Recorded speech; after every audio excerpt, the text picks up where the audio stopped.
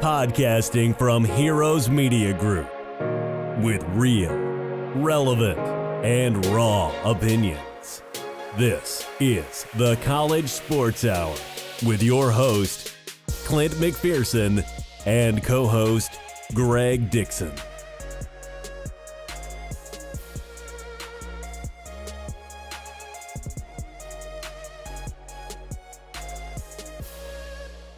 Welcome back, everyone. This is episode 20 of the College Sports Hour. I'm your host, Clint, and I'm sitting here like always with my partner in crime, Greg. What's up, brother?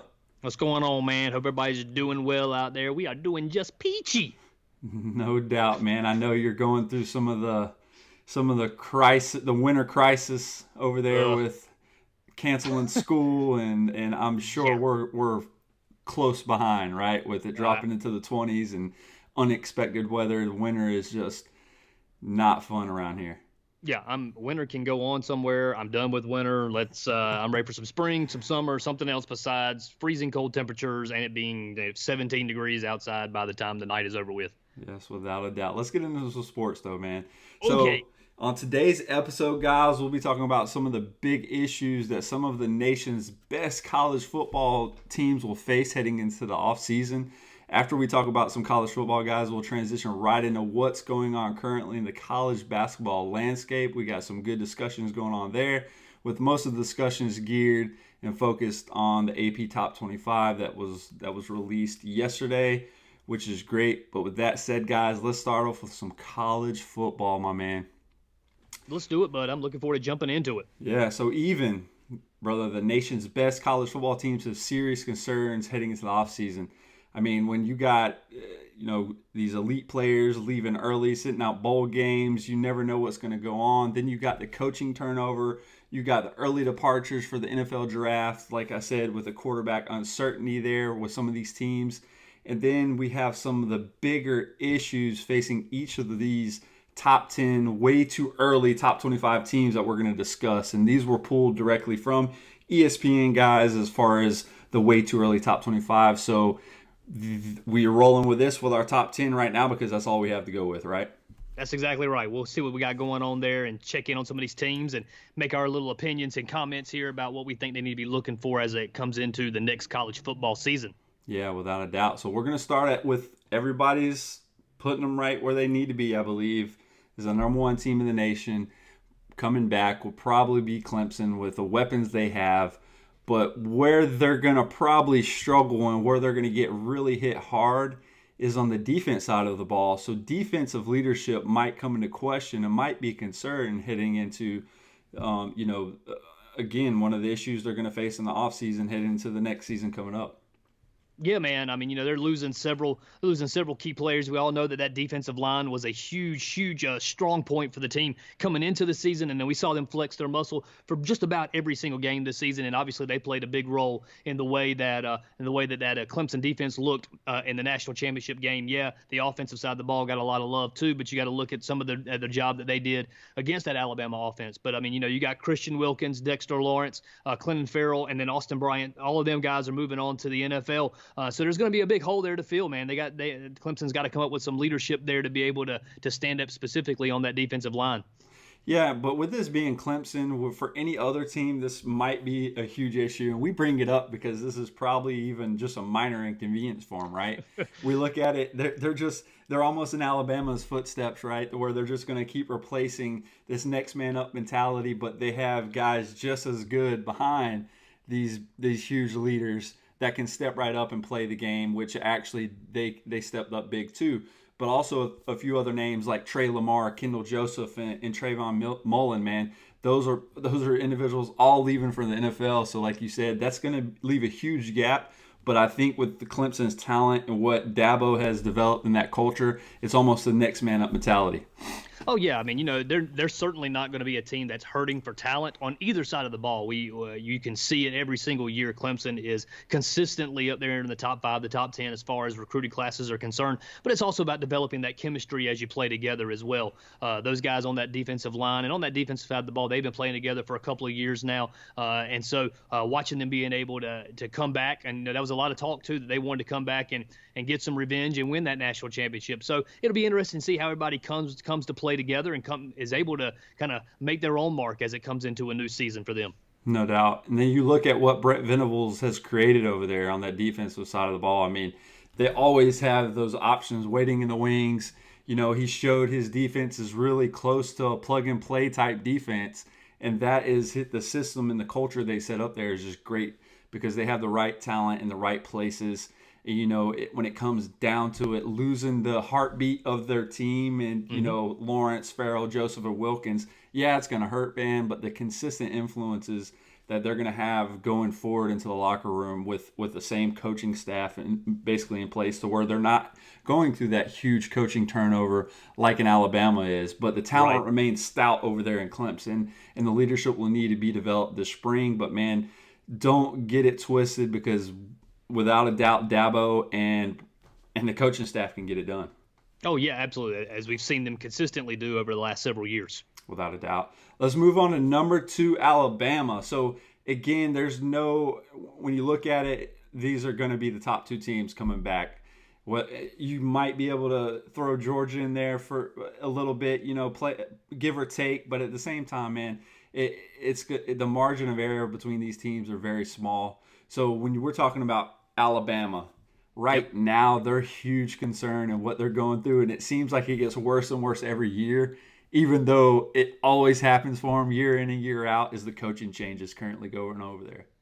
Yeah, man. I mean, they, you almost expect, and it's almost kind of become this a little bit of a betting scheme there. All right, which players are leaving this particular year? How many players are going to leave from Alabama this year? And you're right, they always seem to be able to plug those holes pretty quickly. But it is about the chemistry that happens with that coaching staff. And man, certainly Nick Saban knows what he's doing there. Man, he can right the ship with just about anybody there on that coaching staff, and he can put people in the right places.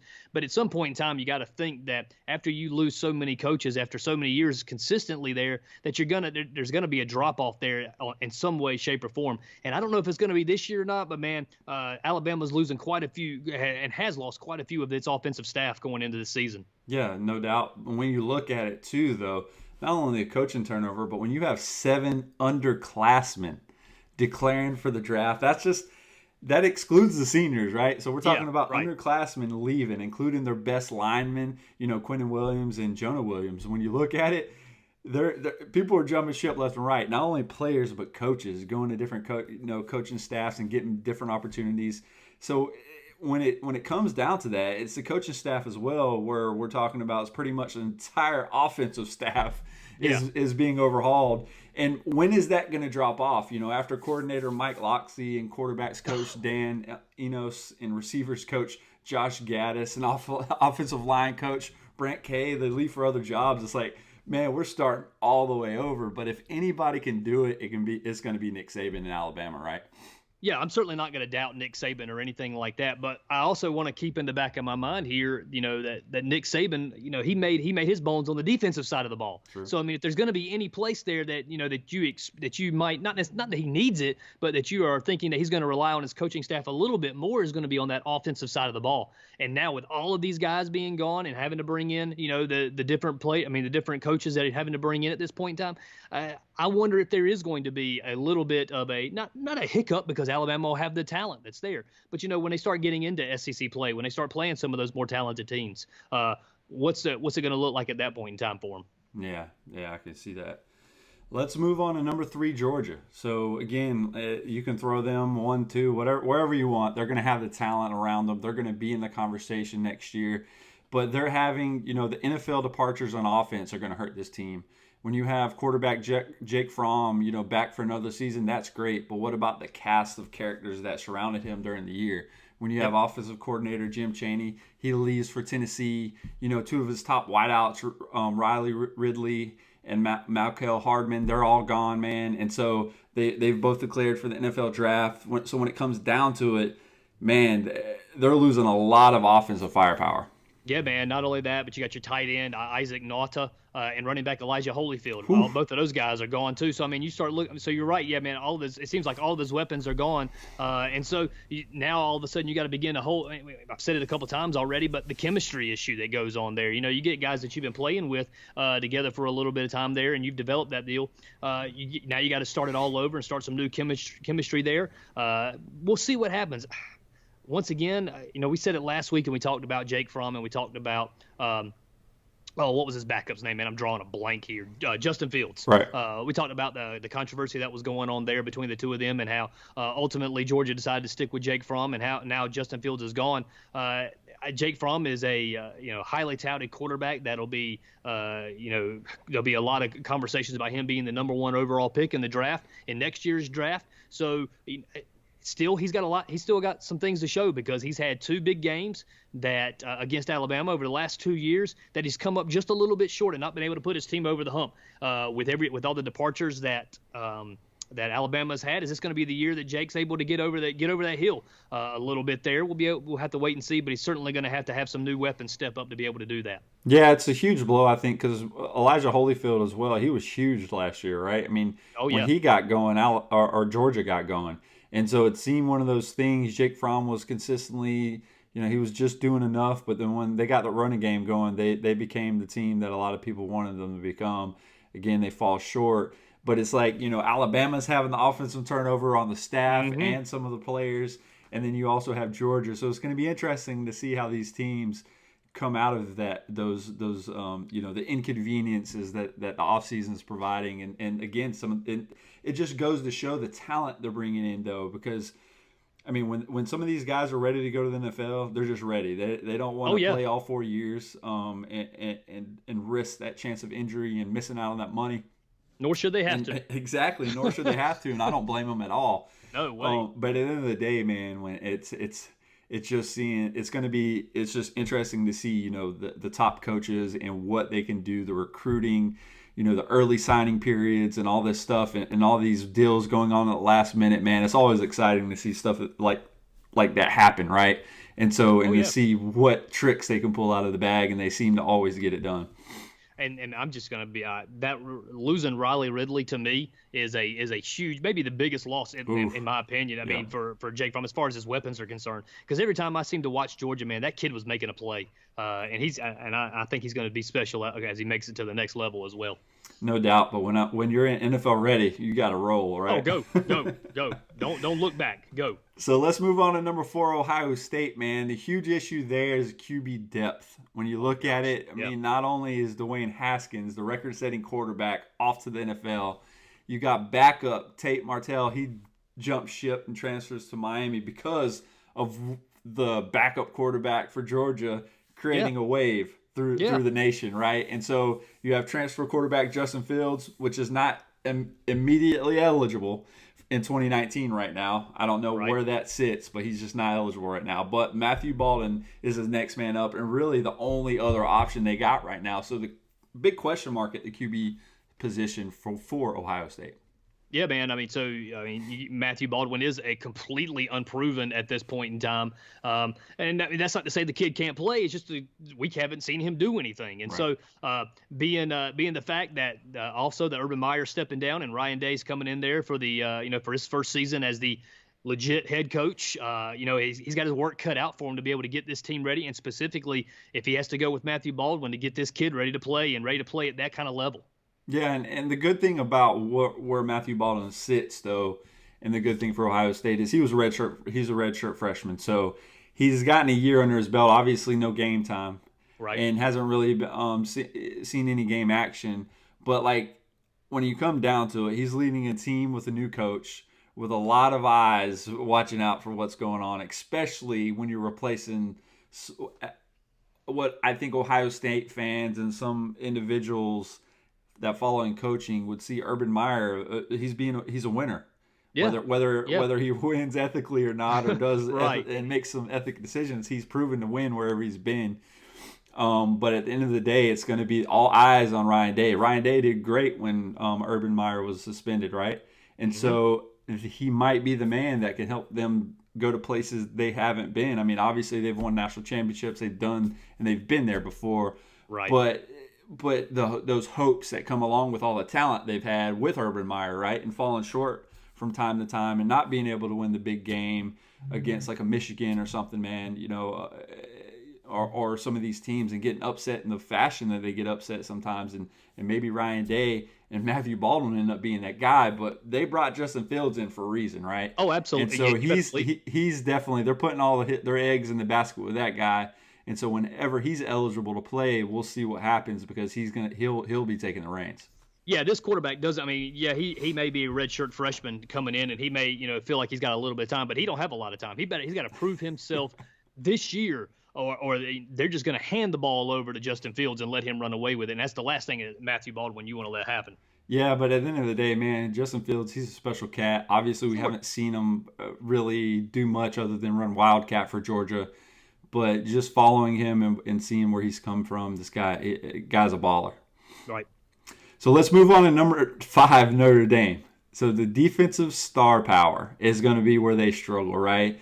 Notre Dame losses with the standouts of at all three levels. From their All-American cornerback Julian Love to linebackers Drew Tranquil and Tavion Coney to their disruptive lineman Jerry Tillery. I mean, when you look at it, man, the defensive star power for Notre Dame, even though they're coming back and they're going to have a lot of offensive firepower, the star power on the defensive side of the ball is going to be a little question.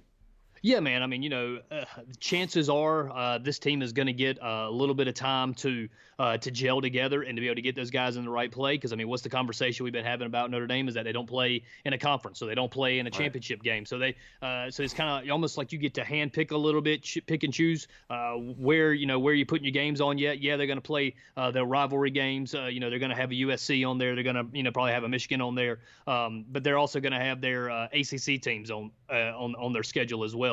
And as we saw this year, it's not like the ACC was the greatest conference ever outside of a couple of teams. And so it's going to be interesting to see what happens on this side for Notre Dame as a whole. But I still come back. Yes, there's a lot of fanfare. Yes, there's a lot of love about Notre Dame because of the history and the tradition that's there. I get that.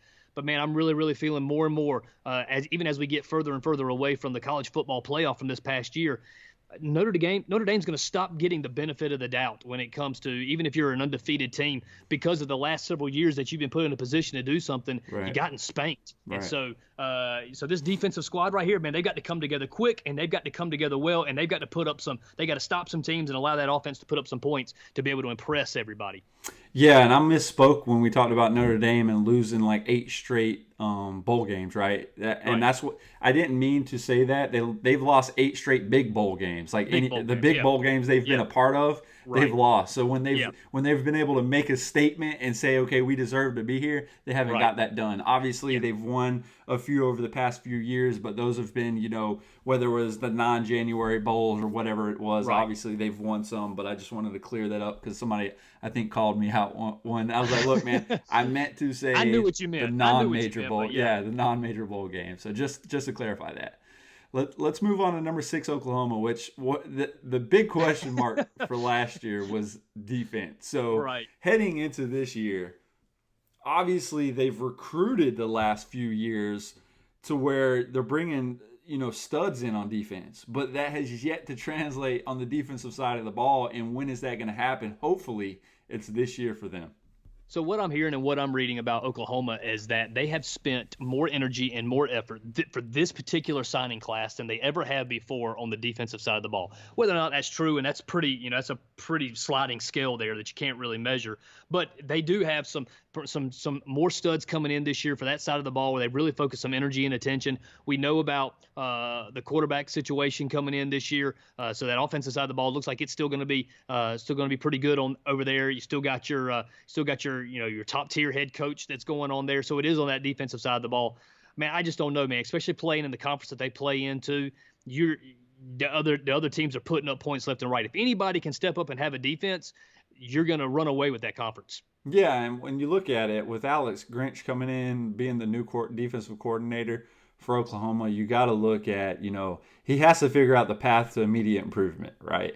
You Right. got to make an impact, and if it's slow and steady steps just to get better game after game, you got a whole offseason to try to figure it out. But whatever they did last year was not working. I You mean, can't allow a team to obviously, put 70 points on you. Okay, yeah, start there. I mean, come on. It's like just let's little by little let's take a step. Like, okay, let's not allow a team to score 69 this game. Yeah, yeah. Let's now go down to, okay, let's not allow them to score 65 and just take it step by step, right? Can we And hold them under 700, 600 yards? I mean, can we do that of total offense? Right. And just take little bites out of it. But I really think with Alabama's offensive firepower that they got, that's going to be ongoing.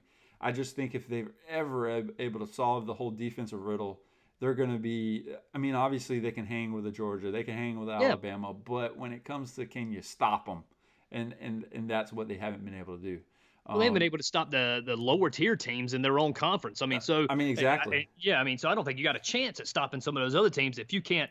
No offense, but if you can't stop West Virginia, or you can't stop Texas, or you can't stop Oklahoma Army. State, okay, let's. That's a whole different conversation there. Yeah, no doubt. But at the end of the day, when you look at it, it's and I'm not no knock to Army. They had a great season, but they took this team down to the wire, and it wasn't a shootout, obviously. But that Army defense stopped that high-powered offense, right? For most of the game, and they went overtime and all that jazz. But at the end of the day, they're going to have to get better on defense to have a chance and to be a legitimate contender next year. They're just going to have to figure it out. Right. Let's move on to Florida, which it seems like a reoccurring theme right now. The defensive losses on this team did a lot better than expected under Dan Mullen for their first year. The Gators, they're losing 5 players early to the NFL draft, including 3 of their best players on defense. You got Chauncey Johnson, Choke Pollitt, I don't even know if that's how you say it right, Vashawn Joseph, I probably butchered that second one pretty good. But the trio, these 3 individuals, man, they've combined for 209 tackles on the year, 35.5 tackles for loss, and 18 sacks. When you look at that, that's a huge loss for them. Especially coming in for a team that had, that went well above and beyond the expectations that were placed upon them. But at the same time, man, you got a lot to build from on that program. And so it's time for some other people to step up. Florida isn't a team that should be hurting as far as recruiting is concerned. Right. They're in the hotbed right there where they should be able, for the most part, be able to get the players that they want to get, especially there in-house. Florida's a good state as far as players are concerned. I know you're contending there with Miami. You're contending there with Florida State. I know that Alabama reaches in. I know Clemson reaches in as well. Georgia reaches in down in there. But you should be able to start recruiting. You able to recruit some players there, and you got something to build off this year with what Florida was able to do. These losses are going to hurt, but that's kind of a part of college football too. I mean, you at the most you've got 4 years with these guys, and so you constantly got to be refilling that pool. So we'll see. It's going to be interesting to see who steps up for this team next year. Yeah, and Todd Grantham, man, he made a huge impact year 1 for that team, right? So being the coach that helped Dan Mullen get this team going while Dan Mullen tried to work his magic on the offensive side of the ball, and it paid dividends. And the team, again, I think they went above and beyond my expectations. I saw them struggling a lot on the offensive side of the ball, and it just seemed like a reoccurring theme at the beginning of the year, like it has been in the past years. They got a good defense, and that there was no question about that. But can their offense score enough points to beat somebody? That was the question mark. And it kind of seemed as the year went on, they started scoring some points. They started getting it figured out with Franks, and so that was a big impact for him to actually start when he started playing better. Obviously, Florida did better overall. So when it comes down to it, the defensive losses still huge for them. Yep. But like it's been in most cases, even when they've had the turnover, they have those individuals that step up because it is a Florida, right? So you have you're be able to plug and play type situation there. So we expect that from Florida. We expect them to be better in year 2. But those losses, man, and that production they're losing, that's a major statistic right there. That could hurt right off the bat. Oh, absolutely. What did you say last year? We're getting ready to talk about Texas, but for last week on our podcast, you mentioned Matthew McConaughey had a new role at Texas. What was his role? Was it the culture? I don't even remember, okay. man. Well, my suggestion is that Florida needs to hire Tim Tebow to have that There you go. same role, so that he can come in there and give the pregame speech every single year. I believe it was he came in this past year and was able to give the pregame speech, and they won that week. So I mean, Right. I just think you roll with that, and Yeah, see what man. happens. Get the whole team T-bone, and they'll do good, right? Yeah. So let's move to number 8, Texas, man. The youth on defense is going to be the big question mark for these guys. And Right. so the whole I'm back situation, not a big lover of what old boy says there. Oh, come on. But I get it. First 10-win season in a few years, and you want to claim and you want to say you're back, and you beat a good Georgia team, great. But at the end of the day, man, the Longhorns flashed their defensive capability in the Sugar Bowl, and they stepped up in a huge way because Georgia was rolling. Georgia had a good year. But that went over Georgia, man, and coordinator Todd Orlando's defensive unit, they were relatively inexperienced heading into this next season. And so with 8 starters, man, listen to that, 8 starters leaving, that's going to hurt them. Oh, absolutely. When you got when you put 11 people on the field and eight of the ones that you counted on last year are gone, it is the definition of next man up. And so we're certainly going to see what has to happen there, because that the offensive side of the ball can't carry it. I mean, you've got to be able to play some defense, as we have talked about, which I think you mentioned a moment ago, is kind of the reoccurring theme here that we've got going on. Teams have got to be able to play some defense. And so it'll be interesting to see who steps up for this team as well. Yeah, man. You got the safeties, Caden Stearns and B.J. Foster. They have the star power, the potential star power to step up and be 2 players, in the safety spot. That's huge, man. Not allowing a team to throw downfield. I mean, that's going to be huge for them to be able to make an impact. So, but like I said, man, you got all the rest of the team is the depth chart is going to be loaded with former blue chippers. But when you look at it, that might not mean anything at the end of the day. Let's move on to number 9, Texas A&M, my man. They got a brutal schedule in 2019. When you look at it, the challenges they face heading into the season is rough, because they have 4 teams that, finished in the 2018 AP poll in the top 8. You're looking at Clemson, finished first. You have Alabama finishing second. You have LSU finishing 6th, and Georgia tied for 7th last year. So they're going to have a rough go in 2019, my man. Yeah, man, as they come into next year, man, 3 of those games that they play of those 4 teams are going to be on the road.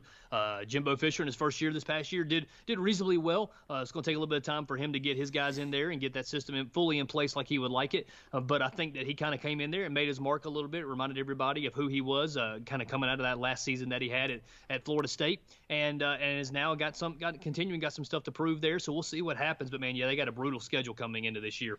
Yeah, when you have a brutal schedule on top of losing a few of your key defensive guys at vital positions, when you got your linebacker, Toro Alaka, who graduated, and then you got Terrell Dotson, who declared for the NFL draft. They got more than just a schedule to overcome. So it's going to be interesting to see how Texas A&M and Jimbo Fisher responds in 2019. Absolutely. Let's hit up number 10 LSU, guys, and we're going to close out the college football segment with the offensive line is in question for this team, and well-deserved when you look at what they ended up doing last year. They have to protect the quarterback better, plain and simple. That's just straight fact, because when you were tied for last in the SEC in sacks allowed at 35, and you shuffled up front due to various injuries throughout the year, other factors which created a challenge for LSU throughout the year. I mean, when you look at it, their offensive might not have produced, as bad as they did if they could have that consistency on the side of the ball, but that they were just, the fact is they didn't have it there. So are you trying to tell me that Joe Burrow isn't as bad as I think he is? It may just be all up to his offensive line not being intact and not playing as well as they should have last year? Yeah, it's a possibility, because when you look at it, he's definitely not a Johnny Manziel. He's not a mobile quarterback that's just going to scramble to your left, scramble to your right. He's not going to juke and jive and hit the spin move, the X button or the B button or the triangle, whatever you want to do. No combination there. No combination for him, right? So he's your traditional quarterback. Your stop. He's going to sit in the pocket and throw the ball. So if he can't have the consistency, and when you're picking yourself off the ground 35 times throughout the year, man, that's rough. Oh, absolutely. So, so I agree with you, man. That offensive line's got to play better. Coach O's got to do some things there to get those guys playing. Obviously, injuries are a part of it. Injuries are part of every team, and some teams get hit harder with it some years. And if you're consistently starting different combinations on the offensive line, you don't get that chemistry together, and you don't get the guys playing up to their full potential. Yeah, and then when you look at LSU as a whole, though, they typically have a solid running game, right? And Right. but where they need to improve is obviously pass protection. And that's why we bring it up. But because their offense is not explosive enough just yet, with Coach O just taking over and basically getting the reins and trying to figure this out, bringing a pretty decent quarterback in that just didn't have a great year. Statistically, when you look at it, the negative plays against elite competition is what really hurt them. And Sure. even though they were able to pull some of those games out and dominate some of those games, Georgia, I mean, you look at it, at the end of the day, LSU might not be that bad of a squad if they could protect their quarterback. Agreed. All right, man, that wrapped up the college football segment. Let's switch over to some college basketball and transition to what went down during this week. And we had a new AP Top 25 released yesterday, which really I don't think any surprises there when you have Tennessee staying at the number one spot. They did. Yep. It's not as easy as they thought it would be right at the perch. Right. They got challenged in some of these games. Yeah, absolutely. It's what we thought would happen. I mean, they were coming in. They were no longer the ones doing the hunting. They were the ones that were hunted. And so, man, they got in there. They had some strong tests this week, but the name of the game is to win, and Tennessee was able to keep doing that. So they hold on to the number one spot for this week. Yeah, when you look at it, they handled what they needed to do to stay at number one. And again, in more than a decade, well enough to stay in the AP Top 25 perch. So it's great for them to look at and be able to stay there for the time being. Yep. But when you have that team that's right behind them knocking on the door and doing some of the things that they're doing right now, which we'll get into them. But the Volunteers, man, they're still impressive. They're still a good team. They're number one for a reason, and they get 48 of the 64 first place votes this past Monday to extend the program's first stint as number one since February 2018. So Tennessee sitting 18-1 in the South and 6-0 in the Southeastern Conference is huge for them. Oh, absolutely, man. And they're going to, and they got some more tough games coming up down the stretch like everybody else. But for this week and this week alone, they have proven to continue to be able to handle that test and to stay in the number one spot. Yeah, man. In 14 straight games, that's nothing to push over, right? I mean, Exactly. they're looking good. Since suffering that neutral court loss to Kansas, back in November, they're just looking good and they keep rolling. And they're going to get challenged. That's what the number one teams in the nation. They might be rolling along, and then you take that top perch, you take the number one spot, and it's like everybody, like you said last week. You're not hunting anymore. You're the hunted, and so they're starting to see that. Even some of the lower tier competition that you wouldn't think challenged them, they were going to step up and challenge these guys. Exactly. So we also look at the top six teams that in the poll, they remain unchanged. No shuffling around there. Obviously, Duke continues to sit at number 2, which they had a great week, followed by Virginia, Gonzaga, Michigan, and Michigan State. So the Now, hold on. Stop there. You got to stop there. Yeah. The Michigan State team remaining the same kind of threw me for a loop a little bit. Granted, the polls are ever changing. I get that. But you lost to Purdue. No, exactly. And granted, Purdue jumped back into the rankings this week. I get it. But the team that's sitting right there behind Michigan State is Kentucky. Kentucky just knocked off Kansas. And so how does Kentucky not rise up at least one more spot there and overcome Michigan State? Look, I'm not a Kentucky fan by any stretch of the imagination. But they're rolling. Let's call a spade here. I mean, Kentucky's. You're exactly right. They've been laying them up and knocking them down over the last several weeks here. And man, when you knock off when Michigan State gets beat by a good Purdue team, but Kentucky takes out Kansas, I think you got to continue to allow Kentucky to rise up a little bit further in those polls. No, I agree with you, man. And I was going to say the same thing. When you look at it, the Spartans stay in the same spot despite their loss to the Boilermakers, man. That's rough. Because, again, the Boilermakers, it wasn't like there was a ranked team that at the time.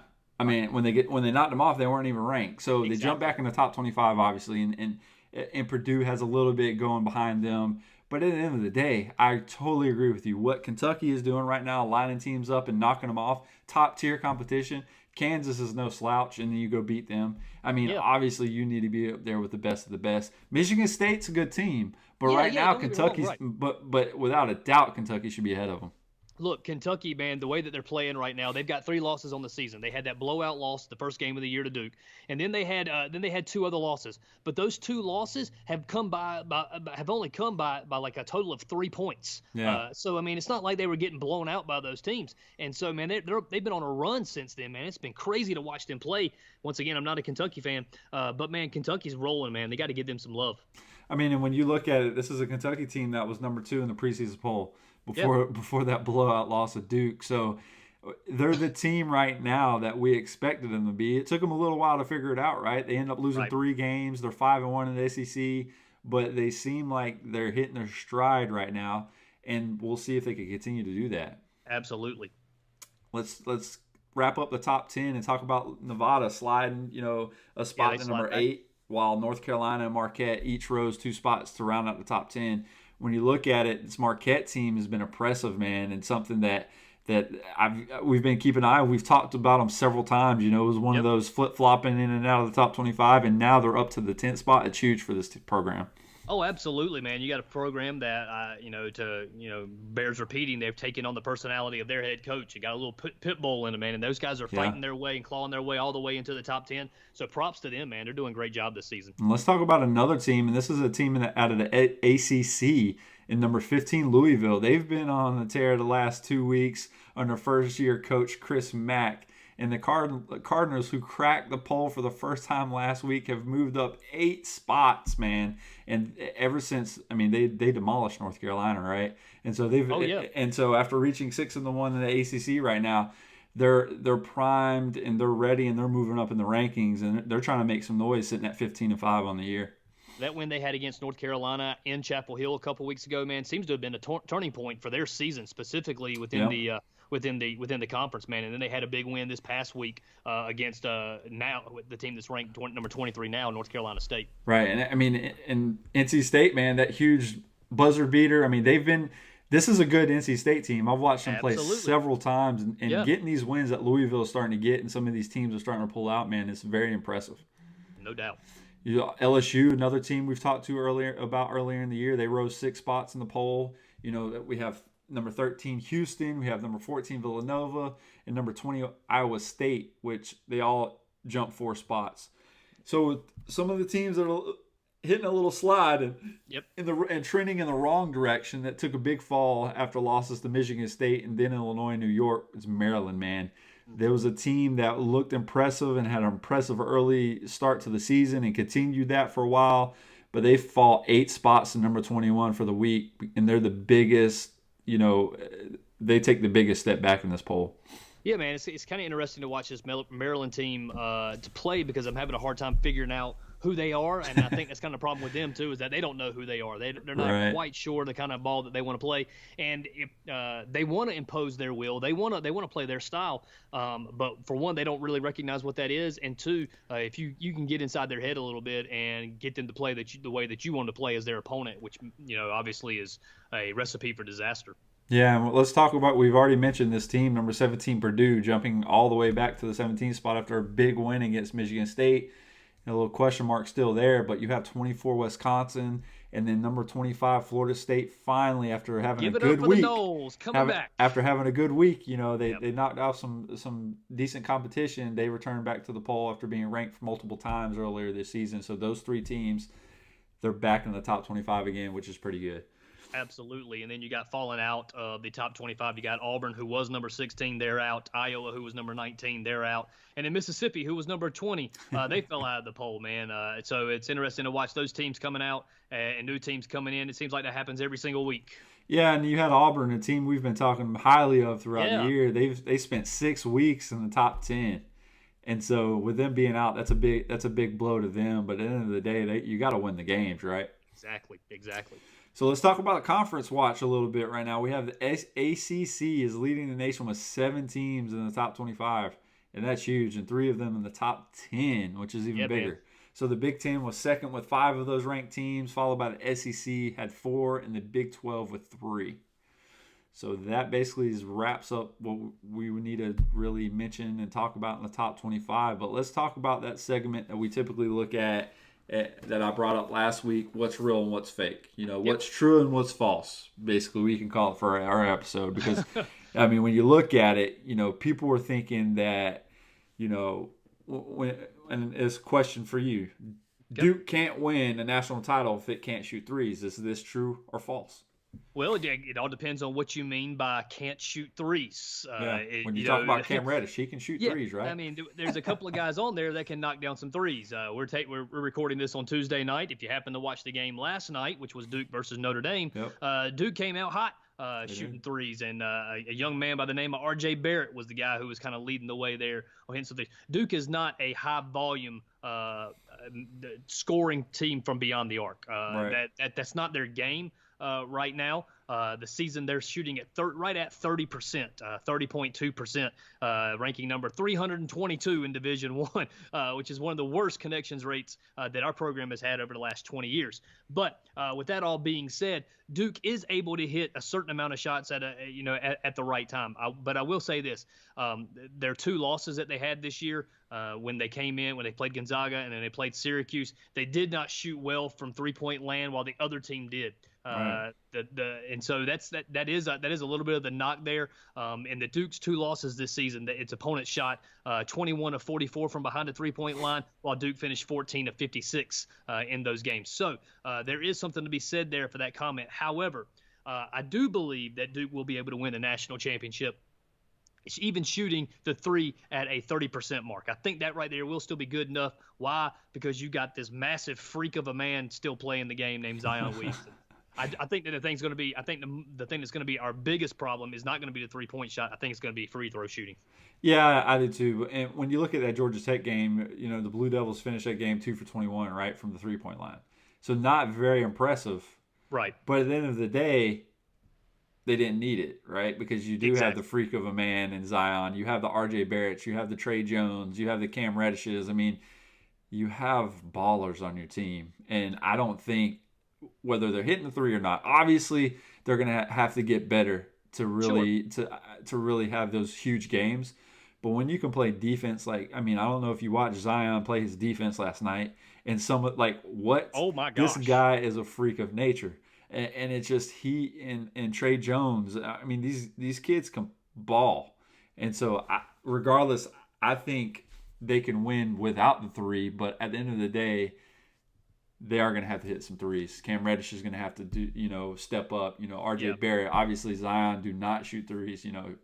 We don't need you doing that, right? He's shooting at like a 30% clip right now. I'm telling you what, if he can ever get consistent on that kid's going to be unstoppable. Yeah. And so let's talk a little bit about Kentucky right now, because look at what they're doing currently, and is this true or false? John Calipari is doing one of the best coaching jobs of his tenure at Kentucky with the individuals that he has on his team. I mean, and what they're doing so far, especially after losing those 3 games early. Look, once again, not a Kentucky fan. Definitely not a John Calipari fan, but at the same time, man, let's call it for what it is. He does not have – he's got a good recruiting class, don't get me wrong, but he doesn't have the talent pool that he has had in years past, where he had the teams led by Anthony Davis or the teams led by Karl Anthony Towns or something like that. So, I mean, this the talent isn't as good as those teams. And the way that he has helped turn those guys around, man, because they could have been shell-shocked after that first game, man, the way they just got mollywopped against Duke in that first game of the season. And then they had a couple of other losses in there that really could have derailed their season. But they have really turned things around, man, and they are playing extremely good basketball right now. So, yeah, I would agree it's one of the best coaching jobs of his tenure. Yeah, when you're looking at it, though, overall, it really comes down to communication, right? And it seems like Kentucky has better communication right now. They're being coached. They're being molded. They're not just, and John Calipari, he just is not just a good recruiter. He's a good coach. And this impressive group of talent, he's actually molding into the team that everybody thought they would be. It looks impressive, because we're like, they get donkey stomped against Duke, and then they struggle in some of these other games, and we're like, what? And we don't hear much of Kentucky, and that's not a good thing, because you always talk about Kentucky, and here we are right now talking about Kentucky because of what they're doing right now. Exactly. Let's move on to Indiana. This is a team that, kind of looked impressive at the beginning of the year, and now will Indiana figure it out? I'm going to say no, and it has nothing to do with the talent, because they got some ballers on their squad. I think it's got everything to do with effort right now. And I don't ever want to be the guy who calls somebody out not showing the effort or anything like that. But you watch these guys play, and man, they're just getting out hustled right now. Yeah. They're getting pushed around. They're not getting in there and fighting for the rebounds or fighting for those loose balls. So right now it's just effort, man. And so unless Coach Archie Miller can get in there and got some voodoo he's gonna put on these guys, I just don't see it happening. Yeah, that losing streak that they've been countered, just that's been tough. And then that big loss to Michigan. I mean, they're just not in a good place right now. Exactly. So they have to figure this out. And right now, I just don't think they're going to be able to. Agreed.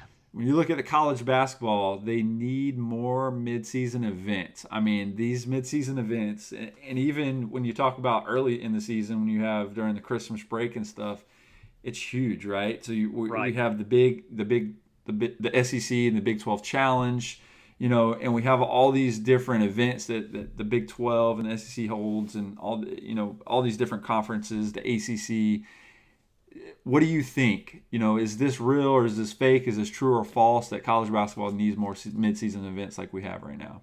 So what you got is that you had the SEC Big 12 Challenge, which gave us the Kansas Kentucky game last Saturday. We don't have that game. We don't have that game without that being in place. Right. And so that is pretty cool. I tell you what, man. I think this is real. I think college basketball does need something because I think college basketball needs something to follow up on the heels of the college football playoff. If there was something to come out of there that would really spark a lot of interest. Because look, for me, I always look forward to right after college football season because that's when regular season play gets started for the ACC for the most part, and that's when Duke really begins to get into that conference play for them. But I also understand that not all the conferences are built like that, and not all teams are getting the television time that a Duke team does. I mean, every single game that Duke's played this year has been a nationally televised game for the most part. So I think that you do have some things in there that you could put in place. Because listen to this: the two highest rated games that have been played so far as the number of people that have been watching them, were the first two games that were played this season when Michigan State and Kansas played, and then the highest rated game this season so far has been Duke versus Kentucky. And both of those games happened way back in November. Right. So, I mean, that's when college basketball was just getting started. So, it would be nice to have some kind of midseason event right here in January to kickstart off the second half of the season as we make our push towards March Madness. Yeah, and I was looking at statistics the other day. I think I took a screenshot of it, but I don't have it pulled up right now. But like the 5 to 6 top games that have brought in the most traffic and most viewers have been all Duke games. Yep. Duke first, Duke first. What is it, Kentucky or Duke versus Kentucky, Virginia, and all these games that Duke's been a part of, right? Florida State, and it's just everybody's watching Duke, right? And I really think that goes along with the freak of nature they have on their team in Zion because of his following. But not only that, but how good they are as a whole. When you have 4 players like that, the way they're playing together, you typically don't see. Obviously I think RJ to a fault, he's more of your Black Mamba mentality. He's going through the juggler all the time, but sometimes he can't find his stroke, right? And so that can be an error or a flaw in his game. But at the end of the day, they seem to all be fine with whatever happens.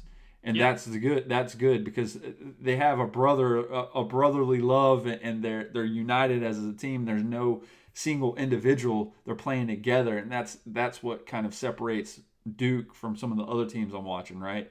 And so that's why I follow them even more this year, because the stuff they're doing after the game, the little interviews they're doing on the microphone and sitting there, and you could tell that good relationship that they have. So it's exciting to see.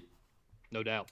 But I do think more mid-season events need to happen like that, because we are solely focused typically during this time of the year in basically the conference games. Yep. And so that's all we're seeing. And to sprinkle some of these, Kansas, Kentucky games or a Duke versus whoever, Gonzaga, in midseason would be great to kind of break that monotony up. But at the end of the day, I think this is true and think this is real while I choke on whatever is going on right now.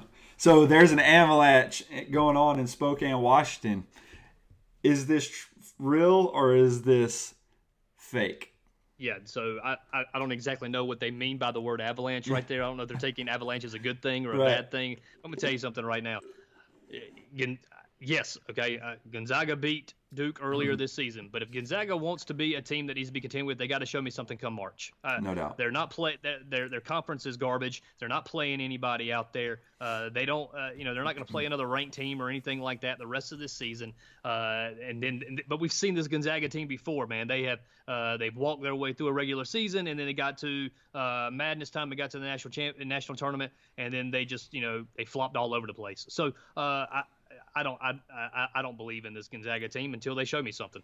Yeah, I'm with you on that. This was a team that with the Silent Samurai, right? I mean, Hachimura, he was. Yeah. He's their only. Seems like their only offensive efficiency dude right now. So until they're able to step up and do anything, I don't believe in them. And they just need to step up and play better at the end of the day. But let's move on to Joe Lunardi's bracketology, man, and let's just look over some of this stuff, because not only we're inching closer to March, it's always fun to talk about it a little bit and sprinkle this in. But when you look at it, the four top seeds, I mean, obviously they're justified. Yeah. Again, question mark with Michigan State, obviously, after their loss to Purdue. But at the end of the day, it is what it is. You're going to have Duke definitely going to be, without a doubt, a number one seed. Right. And what are your thoughts on that? Yeah, so I mean, I think you can pretty much. I mean, obviously, it's just right now for conversation and debate. They're sitting over there in the East. The way that Joe Lunardi has it laid out is that Duke would be the 1 seed in the East, Kentucky would be the 2, Purdue would be the 3, and Villanova would be the 4. The way that's laid out right there, man. Seeing Duke and Kentucky in the same bracket, though, Oof. Man, that's always interesting to watch that, because if that plays out the way, if that were ever to play out and Duke and Kentucky meet back up, that Kentucky's going to be out for revenge in that one. No doubt. Purdue, once again, Purdue sitting there at the 3 seed, man. That blows my mind a little bit to see them there. But that's an interesting bracket to be looking at there. Yeah, when you go to the West, you're looking at Michigan State, Gonzaga still sitting firmly at a number 2 spot. Houston is 3, and then Louisville at number 4. Louisville, the way they're playing right now, if they continue to play like this, I see them moving up quickly in that realm. But they've earned that 4 spot so far. Oh, yeah, and something you got to be celebrating right there, too, is you got Florida State sitting at a 7 seed in that bracket as well, the way that Lunardi has it laid out right now. Yeah, because after a few, the last 2 weeks before this past week, man, they couldn't figure it out, right? And so they had a few must wins, and they've pulled those out, which has been great. But let's move on to the South, where obviously Virginia, again, for conversation purposes, would have the number 1 seed locked up here. You got Michigan at 2, and then Marquette and then Nevada at 4. Yep, man, I like the way that bracket would look out too, because it sets up some great matchups there. Out in the Midwest, you got Tennessee with the 1 seed, North Carolina's the 2 seed, Kansas has a 3 seed, and Virginia Tech is the 4 seed, setting up nicely there with some pretty cool stuff as well. And when you're looking at the whole rundown and breakdown currently, how he has it plugged in, when you're looking at the conference as a whole, you got the Big Ten really right now solidified with 10 teams, the Big 12 with 8, ACC following with 8, unless some of these teams step up. But when you look at it, SEC is obviously going to get about 6 or 7 in there. The Big East 4, the American 3, Pac-12 2, and then Atlantic 10 2. So it's going to be interesting to see, especially some of these bubble teams, how this ends up playing out.